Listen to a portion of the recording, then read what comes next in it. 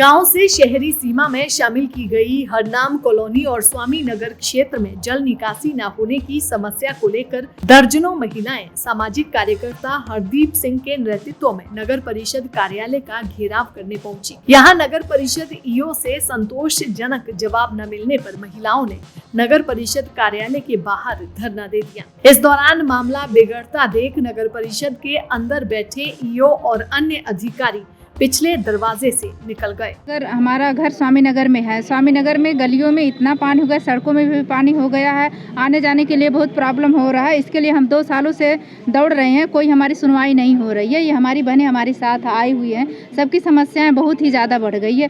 बच्चे जो जा रहे हैं स्कूल उसी कच्चे रास्ते से, तो वो भी कच्चा रास्ता भर गया है और आगे से अगर जाएँ तो 2 किलोमीटर दूर से पैदल अब गर्मियों में कैसे बच्चे जाएंगे, तो उसका कुछ समाधान नहीं निकल रहा। 2 सालों से हम चक्कर काट रहे हैं, सरकारी दफ्तरों का कोई सुनवाई नहीं हो रहा है। ये घर के जो घर हैं, घर के नींव में पानी भर गए, घर गिरने वाले हैं, तरेड़ आ गए हैं, तो इसका कोई समाधान निकलवाया जाए।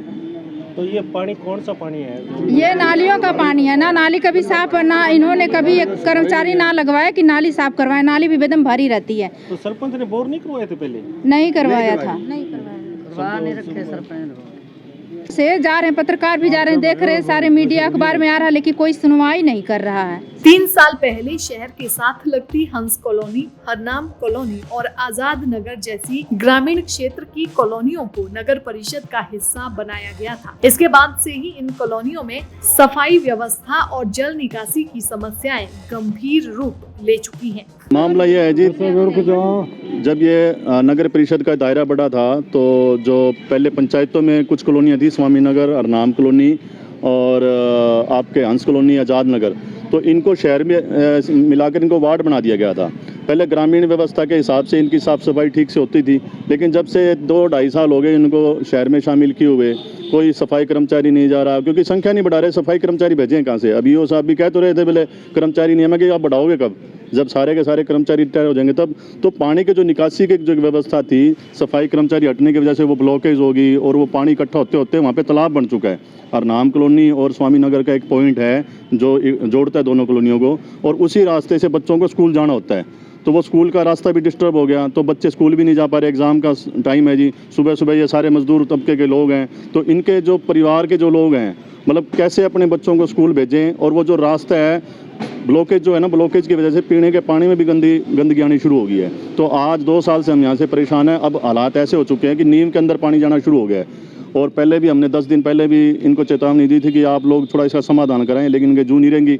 और अब भी ईओ साहब से मिले हैं, इन्होंने जेई और एमई साहब को वहाँ पे भेजा मौके का मुआयना करने के लिए, और ज्ञानी जी जो एमसी हैं वो भी साथ गए हैं, लेकिन समाधान होता दिख नहीं रहा है। क्योंकि हमेशा जैसे एक नेता गोली देते हैं ना, वैसे ये जनप्रतिनिधि भी हमारे जो प्रधान जी हैं, जो अधिकारी हैं, जनता को पागल बना के यहाँ से भेज देते हैं। तो सभी महिलाओं ने अंदर ईओ साहब को स्पष्ट लहजे में कहा है कि अगर आपके यहाँ से समाधान होता तो ठीक है, नहीं तो हम विधायक जी के दरवाजे पर जाएंगे और उनको भी कह के आएंगे कि जो लोकसभा चुनाव आ रहा है या आगे कोई भी चुनाव आ रहा है, तो किसी भी पार्टी के नेता को वहाँ पे घुसने नहीं देंगे, हम किसी को वोट नहीं देंगे, चुनाव का पूर्ण बहिष्कार करेंगे।